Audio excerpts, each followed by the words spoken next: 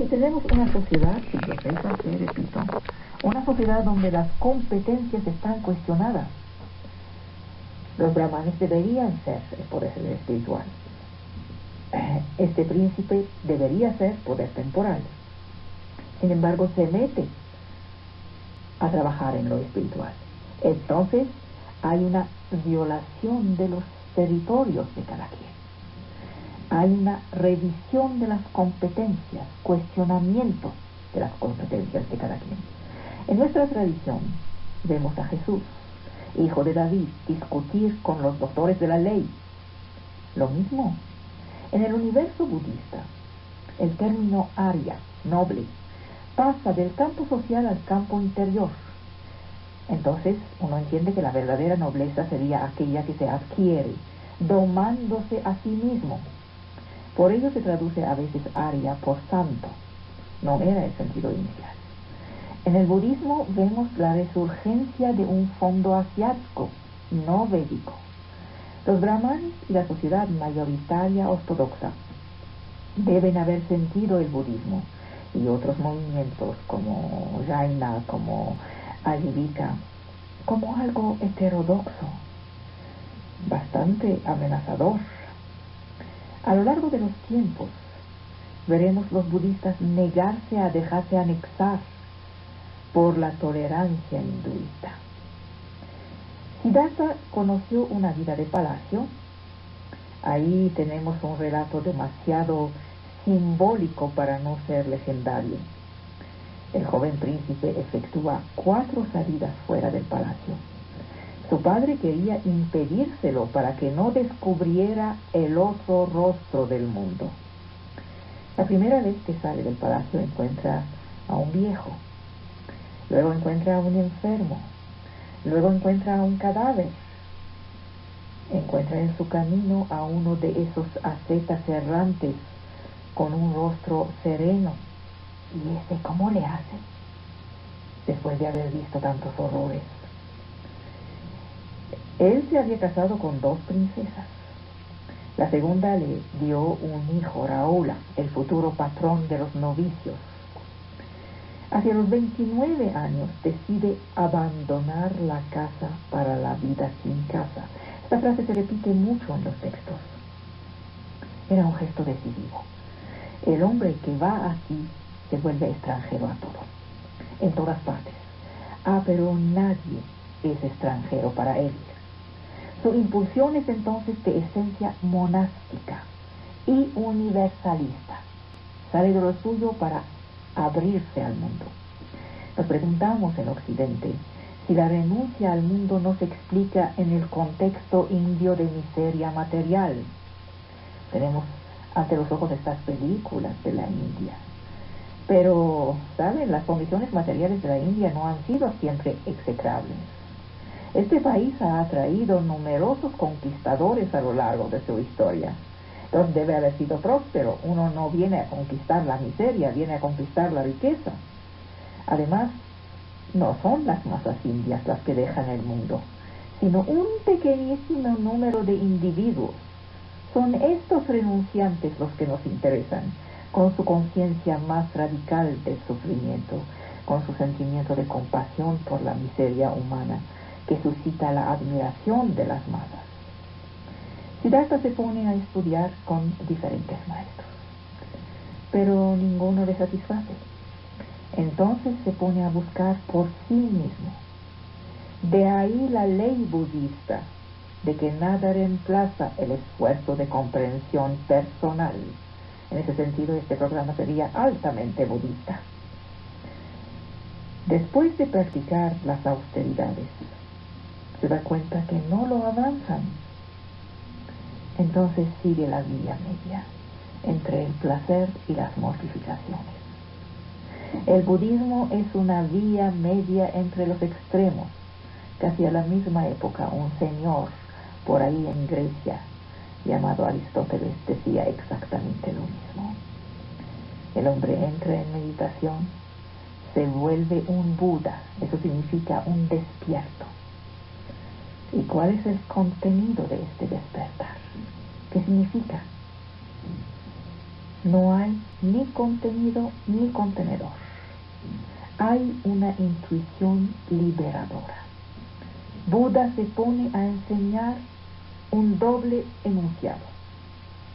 Primero, lo que llaman las 4 nobles verdades. Las vamos a ver. Luego, 2, la producción condicionada. También vamos a entender qué es eso. 45 años siguieron su despertar. El hombre recorre la cuenca del Ganges, predicando, convirtiendo, organizando la comunidad sin castas.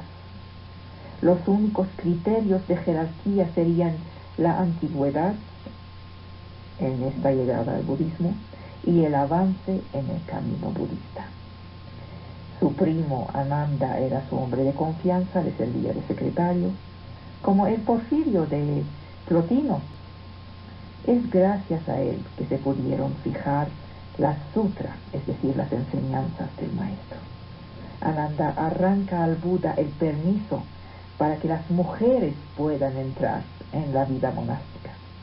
Hay también otro primo de Buda, uno que no es simpático del todo, el ambicioso Devadatta. ¿Es verdad eso? Están enunciadas en el Sermón de Benares, según un esquema muy medical: diagnóstico, etiología, pronóstico y prescripción de los remedios. Diagnóstico: todo es dolor, malestar y tormento. Todo en la vida o es dolor o lleva al dolor. Esta clarividencia es propia de los santos.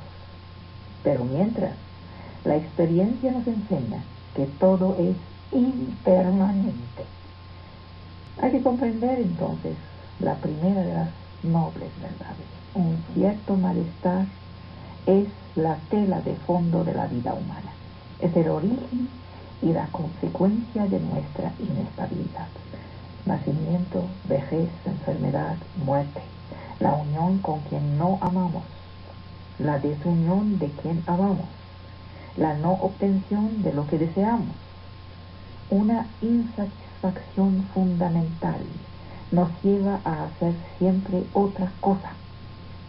Hay sed y deseo, sed de existir y perdurar, instinto de conservación, que nos condenan a pasar de un objeto al otro, a transmigrar de una condición a la otra. A medida en que la satisfacción del deseo se logra, se cambia en insatisfacción, haciendo nacer un nuevo deseo. Así sin fin es la ley del karma, el flujo incesante de las existencias, el samsara o transmigración. No hay lugar en una perspectiva budista por la idea de una causa primera, cualquiera que sea, de un Dios creador. No hablan de eso. No hay verdad primera en el budismo. Todo es relativo y forma una cadena circular. Para tener sed hay que haber sido alterado. Hay que saber lo que es eso. De ahí nacen pronto nuevas necesidades. Podremos, en términos modernos, resumir la condición humana así: buscamos liberarnos de una alienación entrando en otra alienación. El dolor tiene su origen en el deseo. La alteración y la inestabilidad preceden y siguen este deseo. Viene el pronóstico. El pronóstico es tan optimista como el diagnóstico fue pesimista. Se puede romper este círculo vicioso, llegar a detener el dolor y la sed. ¿Cómo? ¿Qué hay que hacer? Establecer la rectitud en nosotros mismos, rectificando nuestras concepciones, palabras, acciones, medios de existencia, esfuerzos, memoria, atención, poder de concentración y retiro. ¿Cómo? Para esto hay 8 medicamentos, ordenados en 3 rúbricas: moralidad, concentración y sapiencia o discernimiento. La moralidad, compuesta 5 abstenciones para los laicos. Por favor, hagan siempre analogías. Sirven, son útiles. Los hombres son hombres donde sea. Estas 5 abstenciones son: no matar, no robar, no fornicar, no mentir, cuidarse de las bebidas embriagantes. ¿Ven? Porque les digo sin parar desde hace 4 años que por donde le buscamos, laicos o creyentes de diferentes tipos, siempre volvemos al decálogo. Para los monjes se agrega una regla más exigente. Contrariamente a lo que podrían hacer creer las interpretaciones occidentales, que se me hacen muy estilizantes, el budismo es ante todo una doctrina de la acción, de la responsabilidad personal. Esa pobre gente que piensa que llegó al budismo mirándose el ombligo no tiene nada de budista. Finalmente se parecen mucho más a lo que yo les digo sin saberlo. Estoy haciendo como en la comedia de Molière, prosa sin saberlo. Finalmente estábamos haciendo aquí budismo sin saberlo, cuando les digo la ética de la acción. Frente al brahmanismo, denuncia el budismo las prácticas rituales como algo ilusorio. Dicen, nos volvemos en la vida y en las que siguen lo que hacemos de nosotros. El budismo profesa una actitud muy positiva y racional, en las antípodas de lo vago, de lo etéreo, de la facilidad. Recurso en sí mismo. Este papel preeminente del acto da a la moral un lugar muy amplio. La puesta en orden de la vida es indispensable. El ordenamiento de la vida no es un fin en sí. ¿En qué medida esta moralidad trascendente puede volverse espiritualidad? ¿Acaso no se queda en moralidad simple? Y entonces, ¿para qué hablamos de budismo? Cualquiera que increyente puede decir lo mismo. El budismo es ante todo una variedad de yoga que pone en juego una psicología del subconsciente y del inconsciente en sus relaciones con el consciente. Es formidable. Siglo VI hace un salto hacia el siglo XIX desde nuestra occidentalidad freudiana. Por ello se creyó que el budismo se confunde con el yoga. No hay budismo sin yoga, porque el origen del yoga budista es que la cultura de la concentración no es un fin en sí, está dirigida hacia el despertar de la inteligencia. ¿Acaso hay que hablar de espiritualidad? Yo dudé mucho, me quedé un tiempo antes de poder contestar sí. ¿Y por qué contesto sí? Porque es una experiencia donde el experimentador finalmente está contenido en lo que experimenta para llegar a la extinción, el nirvana.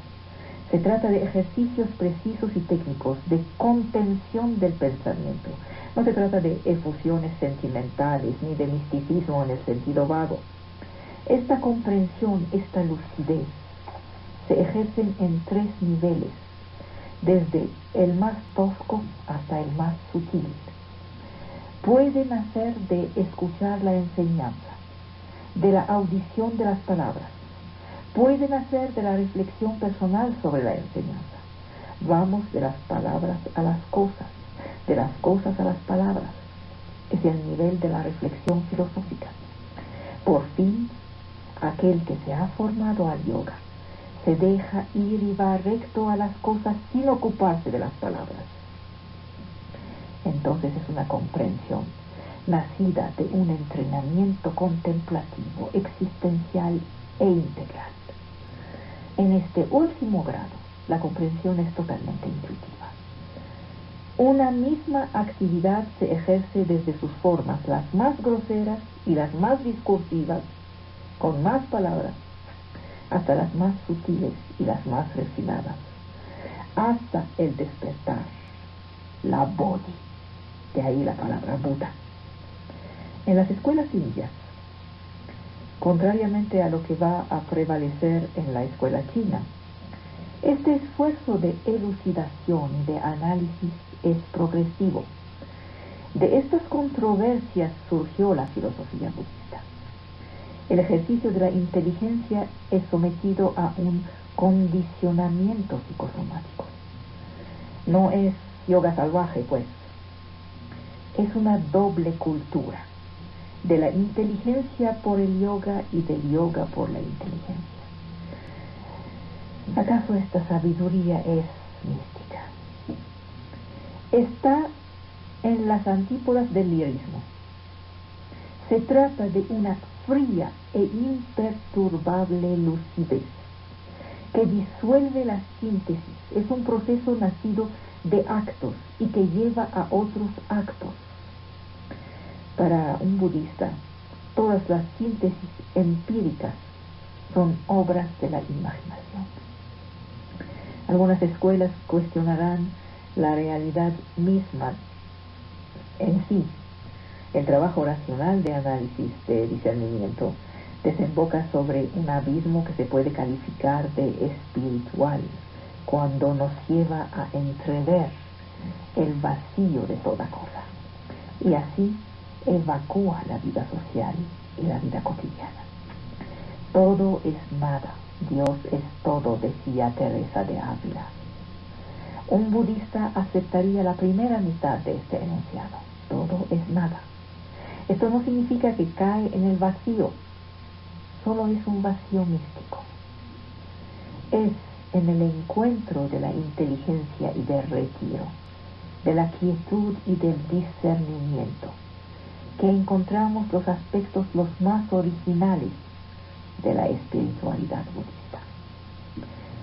Queda la doctrina de la producción condicionada o de dependencia mutua, así la llaman, en el marco limitado de una antropología que incluye toda una cosmología. Se trata de lo que nosotros llamamos principio de causalidad, lo que nos enseñó Grecia. Cuando esto es, aquello es. Voy a citarles el poema. Cuando esto es, aquello es. Esto aparece, aquello aparece. Cuando esto no es, aquello no es. Esto cesa y aquello cesa. ¿Qué es eso? Eso es efectos causa. La lista de estas condiciones ha variado en el curso del tiempo y de un texto a otro, hasta que quedó una lista de 12 enunciados. Condicionados por la ignorancia, se producen las tendencias de actuar. 2. Condicionados por estas tendencias de actuar, se produce una concepción o una conciencia embrionaria. 3. Condicionados por esta, se forma el elemento que vamos a llamar en nuestro lenguaje psicosomático. Condicionados por este, se producen los 5 órganos sensoriales y el órgano mental. Condicionados por ellos, se produce el contacto entre cada sentido y su objeto. Condicionada por el contacto, se produce la sensación cargada de afecto. Condicionada así, surge la sed de los objetos, de los sentidos, de las ideas. Condicionada por la sed, se produce la apropiación. Entonces decimos yo, esto es mío. Condicionada por la apropiación, se produce la existencia y el devenir. Condicionados por el devenir, se producen el nacimiento, la vejez y la muerte. Una biografía del Buda, Lalita Vistara, expone la teoría de la producción condicionada. El Buda pasa en revista la cadena que nos amarra para poder desamarrarnos. No basta con recorrer la cadena en ambos sentidos. Hay que explorar las relaciones de cada eslabón con el precedente y todos los demás. Dice que no hay lugar en el budismo por la idea de un comienzo absoluto, de un origen radical de las cosas, una explicación radical e irreductible. Es decir, no hay creación, y si no hay creación no hay un creador. Por eso se dice que es una religión sin Dios. ¿Qué es la avidya? Van a encontrar este término cuando van a ponerse a leer más adelante. No es la ignorancia, la inocencia. Es un no saber que se cree saber. Por lo tanto, es un falso saber. En lugar de ver las cosas como son, las vemos recubiertas por las convenciones de la vida mundana, las estructuras de la vida social. Estas dan a las cosas y a los seres algo que se nos parece ser una estabilidad, una permanencia que las cosas y los seres no tienen en sí. La ley budista viene a enseñarnos a reencontrar lo originario, el mecanismo que rige el mundo, los seres vivos, su hábitat, es lo que constituye nuestra servidumbre. Es una ley doble: orden y razón en las cosas, desrazón y pérdida en las conductas humanas. A veces nos preguntamos si el budismo no es una religión que evacúa la religión védica y si no contiene algún núcleo sagrado. La doctrina de la producción condicionada es un santuario del budismo. Ahí está su verdad, que no se opone a la experiencia ni el razonamiento. Finalmente se dieron cuenta, es alto razonamiento. Lo absoluto está ahí y todo lo demás sería relativo. Solo esto es absoluto. Puede haber un positivismo místico o una mística que sale de un cierto positivismo. No se puede hablar de ejercicios espirituales. Los textos rechazan la noción de un espíritu sustancial, unas manos, sea este individual o sea universal. Los ejercicios que califiqué de psicosomáticos se despliegan como un registro terapéutico, medicina pues. El objetivo que se busca no solo es reequilibrar el individuo, como nos dicen en las pequeñas escuelitas baratas de budismo, sino descomponerlo. ¿Cuál occidental va a decir esto a los que se meten en las escuelas?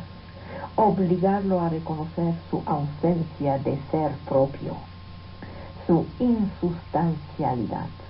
Yo vi mucha gente que se dicen que desde que entró al budismo es más equilibrada, pero es que no se trata de eso, se trata de exactamente lo contrario, se trata de deshacerse.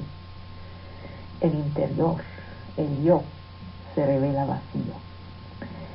No disponemos de ningún concepto adecuado en nuestras categorías occidentales para designar estas perspectivas. No hay palabras para eso. No se puede calificarlas de espirituales. El yoga budista desemboca sobre la extinción y sobre el vacío para guardar los pies sobre la tierra. Empecemos con los ejercicios los más elementales. Tomando en cuenta que estamos hundidos en un flujo existencial, se trata de no olvidar que el cuerpo es malo y es impuro, que las impresiones y afectos son fuente de aflicción, que el pensamiento es impermanente, que las cosas son impersonales. El budismo supone que pueda haber un pensamiento que no es localizado.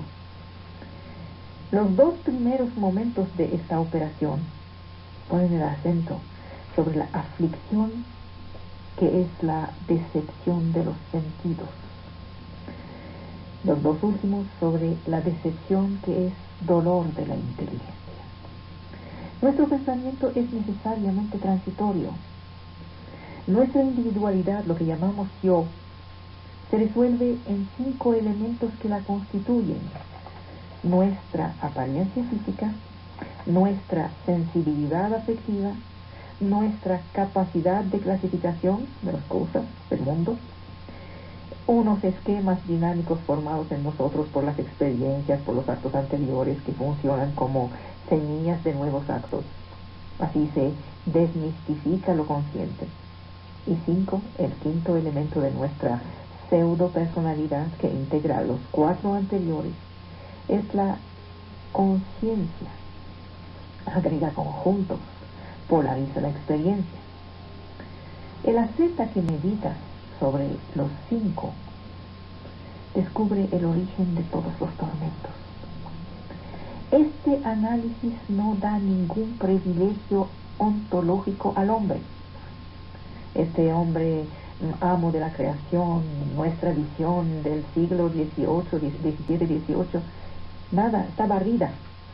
Porque de Montres el hombre sería el amo de qué cosa, quién dijo.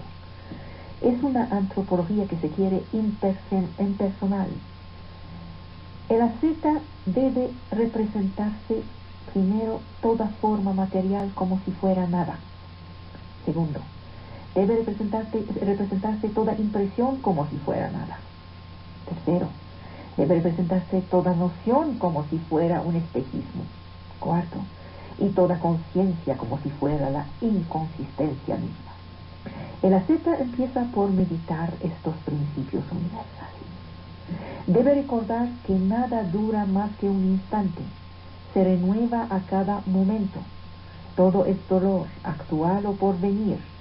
Cada cosa es vacía, y debe llegar a considerar su cuerpo y el de los demás, sin formarse una noción de él, lo mismo que los afectos. Considera la ley de la decadencia y en su cuerpo permanece.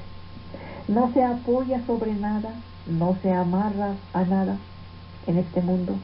Examina este cuerpo limitado por la piel de los pies hasta la punta del pelo, lleno de ingredientes diversos e impuros. Examina este cuerpo limitado y no se amarra a nada en este mundo. Piensa, hay en este cuerpo un elemento telúrico aéreo, a la manera de un carnicero hábil. Estoy traduciendo. A la manera de un carnicero hábil, se sienta y examina este cuerpo y no se amarra a nada en el mundo. Luego, como si viera un cadáver inflado que ha empezado a descomponerse, habla así a su cuerpo: estás sometido a la misma ley, no la evitarás. Como si viera un cadáver destrozado por los cuervos, los halcones, los perros, los chacales, habla así de su cuerpo: está sometido a la misma ley, no la evitará.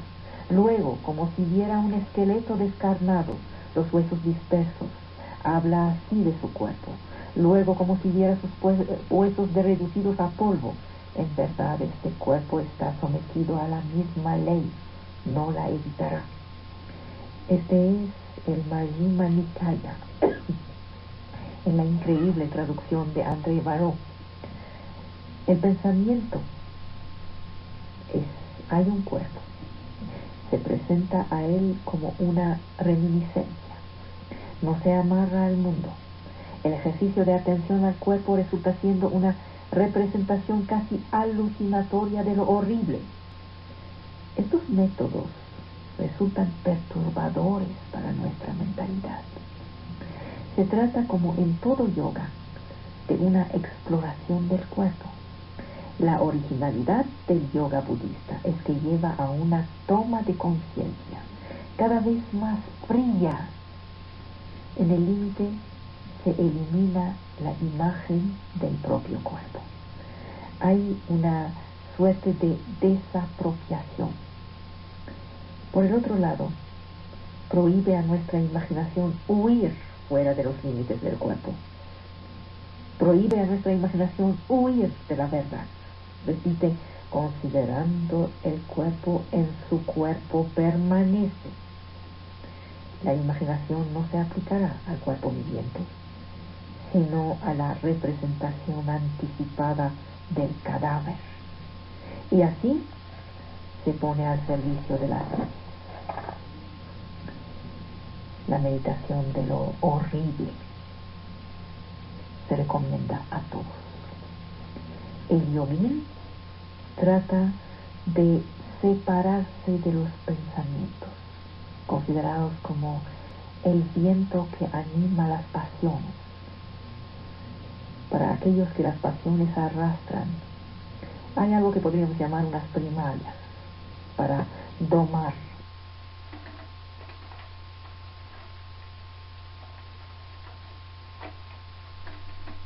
Las pasiones arrastran.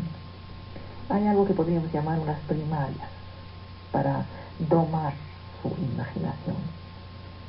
Practicarán la meditación de lo horrible. Fijarán su imaginación sobre el cadáver.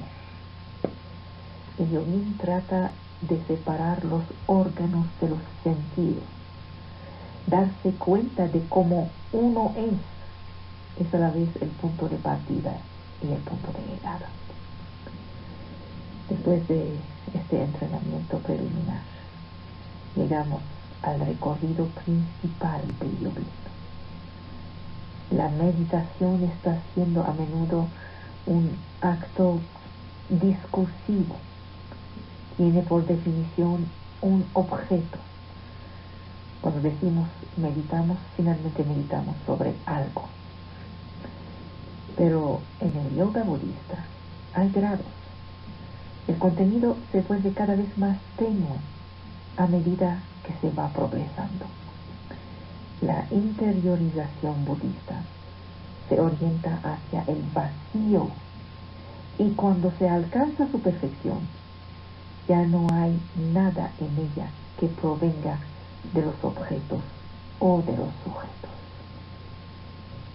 El Buda, dice el texto, la misma traducción, no medita sobre la tierra, el agua, el fuego, el viento, el espacio, la esfera del conocimiento de la nada o de la conciencia o inconsciencia, este mundo o el otro, el sol o la luna, lo que ve, oye, lo que los sentidos perciben o el espíritu discierne. Ya no tiene idea de lo que sea. Los dioses dicen, no sabemos sobre qué meditas. Este es el retiro perfecto. De todas las nociones técnicas del yoga budista, esta sería la menos alejada de la idea de intuición de Bergson, de la intuición bergsoniana. Primero hay que tener alguna idea de la cosmología.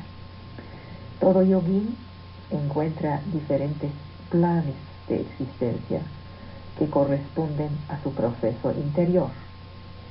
El propósito sería no desenvolverse en el mundo. Eso de sentirse bien a gusto. No se trata de desenvolverse en el mundo, sino involucionar, extinguirse. Lo contrario de lo que les dicen. La cosmología budista busca mucho en el fondo común indio, de hecho. Hay una infinidad de mundos en un espacio infinito.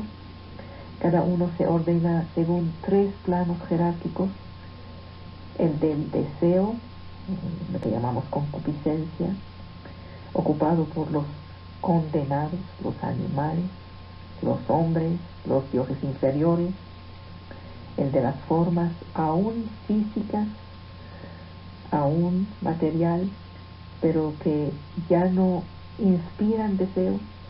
Esto para nosotros correspondería a, por ejemplo, el mundo del arte, apaciguado. El tercero es el plan inmaterial, en el cual ya no se aplican nuestras categorías especiales.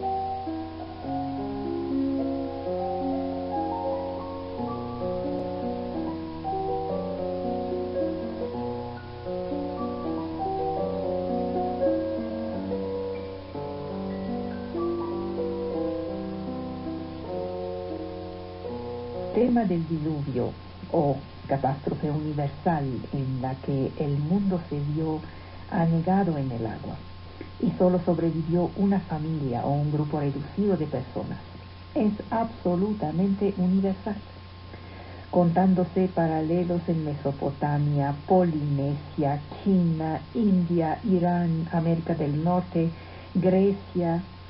También la Biblia recoge el relato que aparece desprovisto de típicas manifestaciones del paganismo. Según Génesis 6:9, el diluvio fue ocasionado por Dios como consecuencia de la maldad del hombre. No toda la especie humana fue destruida, sino que se salvó Noé, su familia y parejas de todos los animales. Con estos supervivientes establecería Dios un pacto centrado en las 7 leyes de Noé, que son de aplicación universal para todos los seres humanos. El cristianismo del Nuevo Testamento afirma la creencia en el diluvio y se le coloca como tipo de juicio final de Dios sobre la humanidad cuando Cristo venga por segunda vez. Esto viene en Mateo 24, 38, 9, en Pedro 2, 5, en su día fue garantía de salvación la entrada en el arca, ahora se lo será la conversión y la aceptación de Jesús como Salvador personal. En el Islam, el Corán no proporciona un relato detallado del diluvio, similar al contenido en el Génesis, aunque sí refleja la creencia en el diluvio. Además, da a la figura de Noé una importancia notable, lo considera como profeta antecesor a Mahoma. Así que, como ve, el diluvio es un mito prácticamente universal. ¿Qué significa eso si lo queremos pensar nosotros?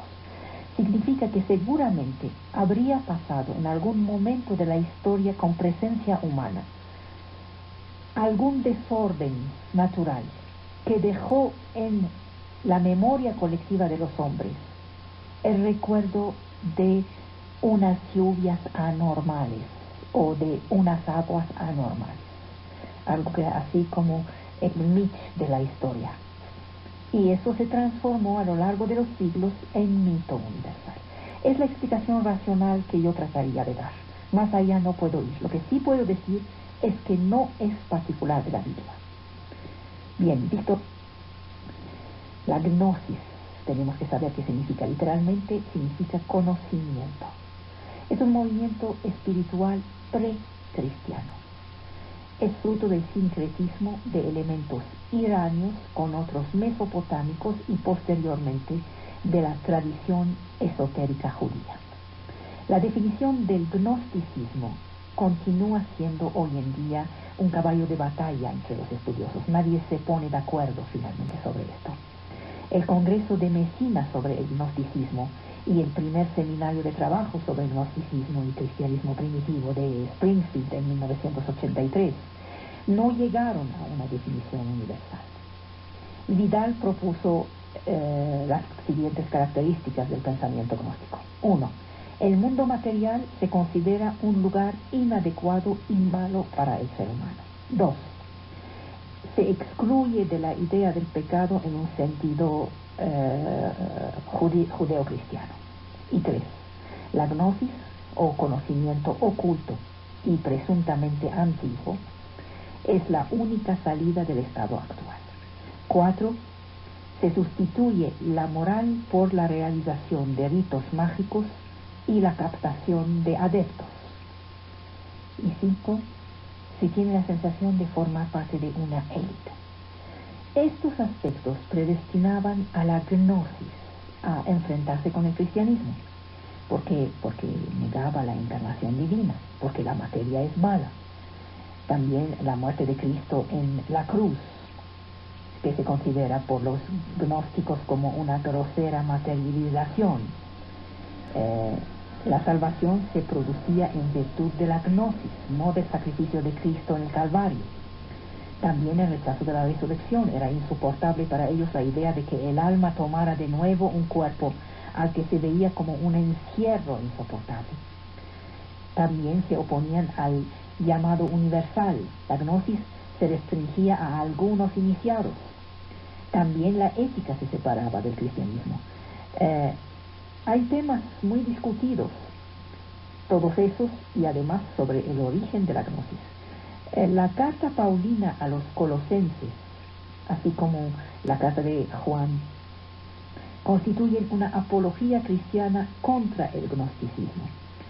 La carta de Juan estaba dirigida a evitar una lectura gnóstica del Evangelio de Juan. Ocasionalmente se ha hablado de una posible influencia gnóstica en la concepción cristiana del Salvador que desciende del cielo. Hay que entender que la formación de todo lo que tenemos como herencia cristiana tomó mucho tiempo, varios siglos, los primeros. No nació así de luego. De hecho, el gnosticismo no conoce la idea de un Salvador que desciende hasta el siglo II de sí. Y cuando entonces hace referencia a él, se trata ya de un gnosticismo que se ha apropiado de algunas categorías cristianas. Solo de manera indirecta podremos hablar de un gnosticismo en el Islam, por ejemplo. Entonces vieron, hay gnosticismo en el judaísmo, hay gnosticismo en el cristianismo. En el Islam se identificaría grosso modo no solo con el sufismo, sino también con numerosas prácticas de origen anterior a Mahoma, que son relacionadas con la magia, con el ocultismo. En el budismo, en el taoísmo, en el hinduismo, hay resabios de una visión gnóstica en sentido amplio. Otra vez tratamos de racionalizar. ¿Por qué hay eso? Porque ninguna religión sale de la nada. Porque todo pensamiento es heredero de lo que lo precedió. Porque todo pensamiento da herencia a aquel que lo va a seguir.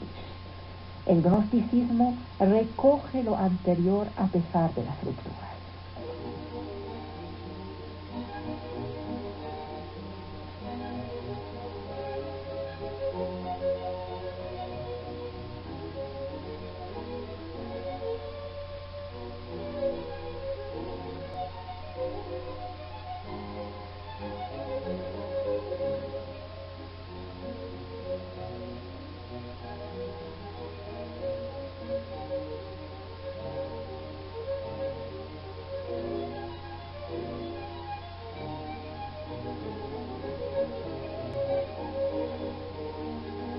Caín representa el humano demasiado humano, que ve a un otro que no puede reconocer como su hermano, sino asesinándolo.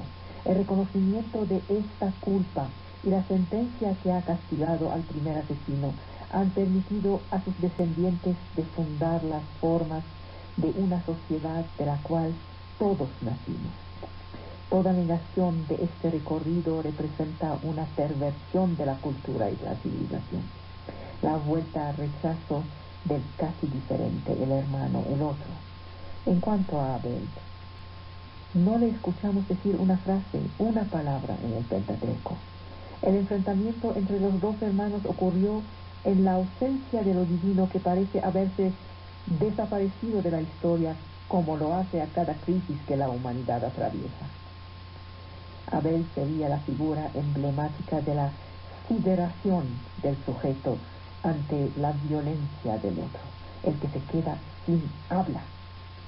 Caín es una figura del mal, un mal amado de Dios, el primer asesino, el primer fratricida y el primer rebelde.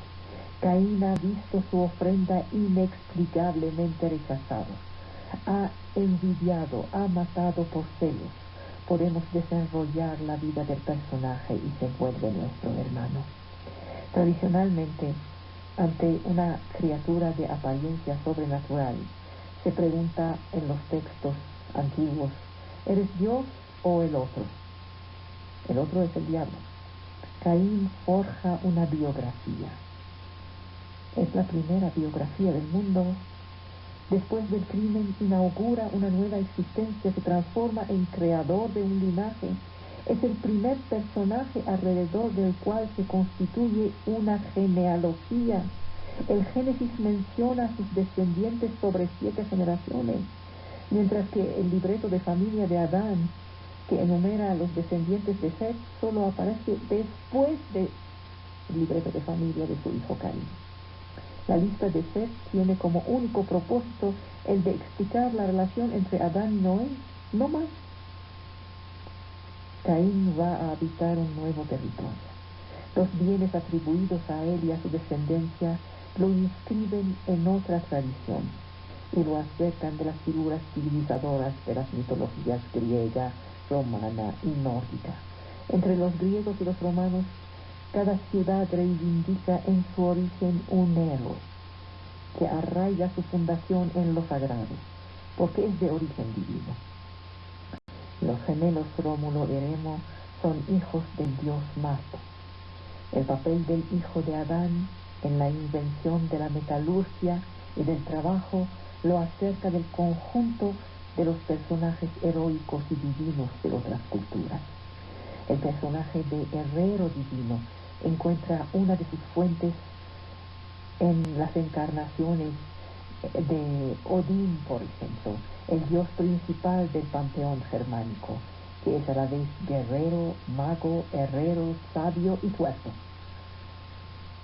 Tan inquietante e indispensable a los olimpios resulta también el griego Hefaistos, hijo de Zeus y de Hera, quien fabrica en las entrañas de los volcanes las armas de los dioses con la ayuda de los cíclopes. Y esos cíclopes son, como Odín, tuertos. ¿Cómo no hacer la semejanza con el signo de Caín? Este ojo, esta letra, este ot en medio de la frente. Nos queda en muchas partes el papel casi religioso del herrero. En muchas tribus africanas primitivas el herrero es el mago, el poderoso, el que sabe trabajar tanto el fuego como el fierro.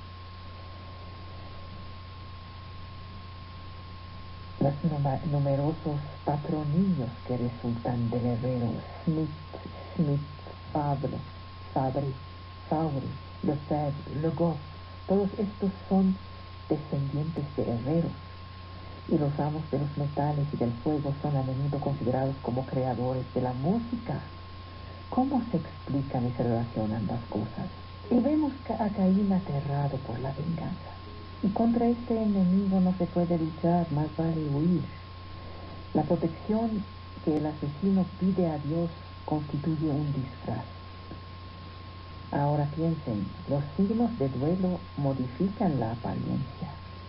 Cambiar de ropa, cortarse el cabello, cubrirse de cenizas, todas estas costumbres son el signo de Caín, representan la marca del duelo. El papel fundador de Caín es múltiple. Primer doliente, primer herrero, fundador de ciudades, iniciador en las fronteras entre el bien y el mal, como Odín, que es a la vez calificado de Kialar, es decir, alimentador, y de Yur, que significa destructor, divinidad ambigua, ¿acaso no lo son todas? Como Hefaistos, tan poderoso quien fue rechazado al nacer. Pero el personaje el más cercano de Caín en la mitología griega es Prometeo. Ambos representan figuras del progreso técnico, desaprobadas por la divinidad porque vuelven posible una emancipación sospechosa. Ilustran la ambigüedad del juicio de la religión a propósito del conocimiento y de la acción humana. El destino de Caín es precisamente aquel de un hombre de hecho. Contamos entre los 10 mandamientos 8 prohibiciones, una orden y un versículo de prescripción. Este último trata precisamente del trabajo que vuelve obligatorio el descanso del séptimo día, es decir, vuelve obligatorio el ocio. Vivir como un justo es no hacer algunas cosas. ¿Cuál sería la biografía de este hombre justo? Primero, ser un hijo obediente, garantizar la continuidad de las generaciones y morir de la usura del cuerpo. ¿Acaso esta secuencia constituye un relato? No. Sin un evento que rompe la situación inicial, ninguna narración puede existir. La diferencia, el principio del itinerario sería el mal que se introduce, que hace irrupción. En los cuentos de hadas, la felicidad se obtiene gracias a la intervención de seres sobrenaturales y de objetos mágicos, cuyos auditores saben que no existen. Dicen los cuentos de hadas la suerte es feliz y afirman que esto no es cierto, la verdad es otra cosa. Solo hay historias con final feliz en los juegos. Contrariamente a sus padres, Caín se rebela abiertamente, incluso discute con Dios para lograr una atenuación de su castigo. ¿Qué obtiene? Dios lo protege con un signo. Su comportamiento presenta una suerte de exageración del tema de la desobediencia que ha inaugurado Adán y Eva. Caín es el primer hombre en hacer la experiencia de la existencia de otro hombre. Dos hermanos están en el mayor de los parecidos posibles. ¿Acaso esta experiencia es tan insoportable que suscita el deseo de matar? Otra historia ayuda a comprender la relación entre hermano y enemigo. Mire, la raíz indoeuropea hosti, que designa huésped, dio dos palabras latinas: hostis, el enemigo, luego hostes, el huésped. Solo aquel que es mi igual, mi huésped eventual, es susceptible de volverse verdaderamente mi enemigo. Esta palabra se vuelve sinónima de fratricidio. Caín mata a su hermano humano. Este parecido vertiginoso y de esta manera crea la diferencia. Así encarna la paradoja, inaugura en los actos las opciones fundadoras del primer individuo. En su relato Historia de la Reina de la Mañana y de Solimán, príncipe de los genios, el escritor francés Gérard de Nerval vuelve a tomar estos temas. Presenta el poderoso rey Salomón que invita a su corte a la reina de Saba, pero Balquís, la reina de Saba, se enamora de Adoniram, el arquitecto del templo, como ella, hijo del linaje de los hijos del fuego, los descendientes de Caín. Para Nerval, Salomón encarna el poder, lo sagrado, la magia oficial, mientras que Adoniram y la reina de Saba salen ambos del linaje de Caín. Adoniram y Caín son los verdaderos ancestros opuestos a los dóciles elegidos de Dios. Son unos creadores para quienes el trabajo no constituye el instrumento de la punición, sino el medio para restaurar la dignidad. Caín declara: antes de enseñar el crimen a la tierra, he conocido la ingratitud, la injusticia y las amarguras que corrompen el corazón, trabajando sin cesar, arrancando nuestro alimento al suelo avaro, inventando para la felicidad de los hombres estas carretas que obligan la tierra a producir, haciendo renacer en el seno de la abundancia este Edén que habían perdido. He hecho de mi vida un sacrificio, dice Caín, pero no está rehabilitado, dando así la imagen de un Dios injusto. El mensaje de Nerval es de orden ético, y lo que funda el mito son las nociones del bien y del mal. La definición de los valores morales constituye el tema de otro relato consagrado a Caín, Demián, de Hermann Hesse.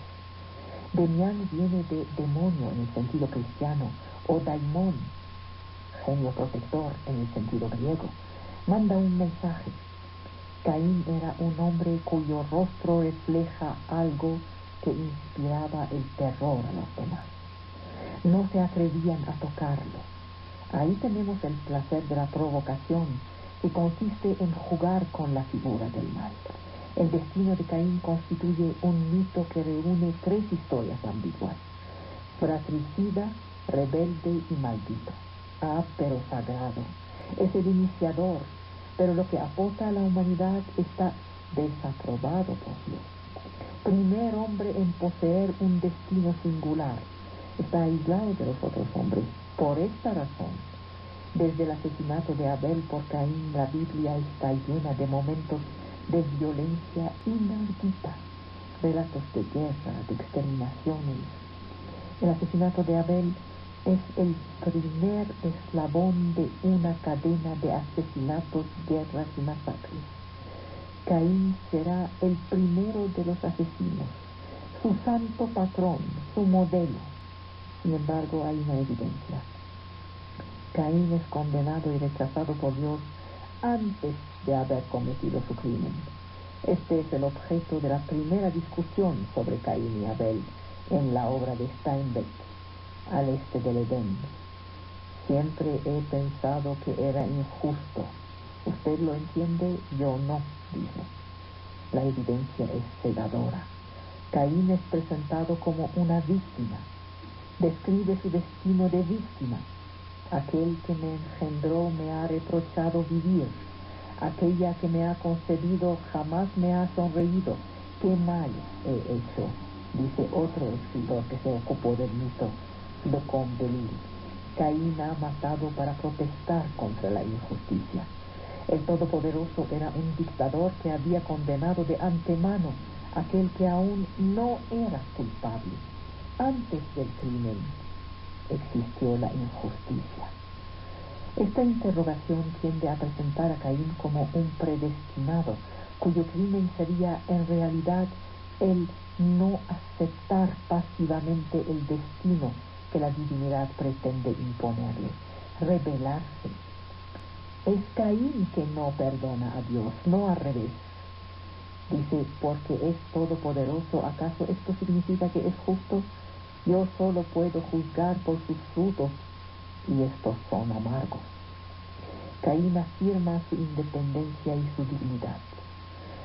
Esposo de su hermana Ada, ésta lo quiere profundamente, porque sí es querible, no como aquel inconsistente deslavado de Abel. El hombre que hace cosas es amable. Lo quiere tanto su mujer y su hermana, que dice que lo quiere más que a su padre y a su madre. Y este es un nuevo desafío a los mandamientos de Dios. Tratar de justificar a Dios es una tarea difícil. Lo arbitrario cubre el destino humano. El relato del Génesis no deja ninguna ambigüedad sobre las relaciones de Dios con Caín. Siendo absoluto, el poder divino era absolutamente arbitrario. No tiene para qué dar sus razones. Es el buen placer del Señor, un puro capricho. A un súbdito no se le explica nada, se le dan órdenes, y mientras más oscuras las motivaciones de las órdenes, más total el poder del amo. Caín encarna la revuelta frente al poder absoluto. Deus absconditus es muy hablador si juzgamos por sus prohibiciones, amenazas, imprecaciones, maldiciones. El Génesis no dice que entre su nacimiento y su sacrificio Caín ha pecado o desmerecido en nada. No hay ninguna culpa y ninguna explicación a la antipatía que le tiene Dios. No se ha comportado más o menos bien que Abel. Dios le pone una prueba, como para Abraham cuando le ordena ofrecerle en holocausto a su hijo Isaac, sin darle la menor razón. Por esta exigencia bárbara, este puro capricho destinado a verificar que el sujeto obedece a las órdenes ciegamente, Dios prosigue su juego y es la marca del dictador, que transforma a su súbdito en juguete. ¿Qué es actuar mal o bien? No lo dice. La verdadera respuesta de Caín no está en el verbo, sino en el acto. Mata a Abel, el favorito del Señor. El diálogo entre él y Dios solo se establece después del crimen, que lo libera de su subordinación. Caín se libera negándose a ser culpable. La realidad es escandalosa. Los poetas cristianos trataron de disimularla. A la acusación de insinceridad de Caín agregan la de envidia. Trafican con el texto bíblico, lo transforman a su antojo, como en los juicios cuando se deforman los hechos para condenar al que ya estaba condenado. El Génesis constata simplemente que después de su diálogo breve, Dios corrió a Caín y agrega que éste se alejó, habitó en la tierra de Nod al este del Edén, luego construyó una ciudad. Así es como el paria, el eterno perseguido, se transforma en un tranquilo constructor. El Caín del Génesis es irónico y seguro de sí mismo. Se le transforma en un ser destrozado. Su acto dibuja el primer borrador del juicio de la conciencia. Afirma su libertad y su soledad. Se plantea como un ser amo de sí y por ende amo del universo. Fue sin compañero en todas partes solo y sin embargo poseía el mundo, no un seguro de vida. Siendo agradable a Dios, Abel poseía un seguro de vida que Caín no tenía. Falló el seguro de vida. Se levantó Caín contra Dios y ganó la maestría del mundo. Desde el principio Caín, el agricultor que trabaja la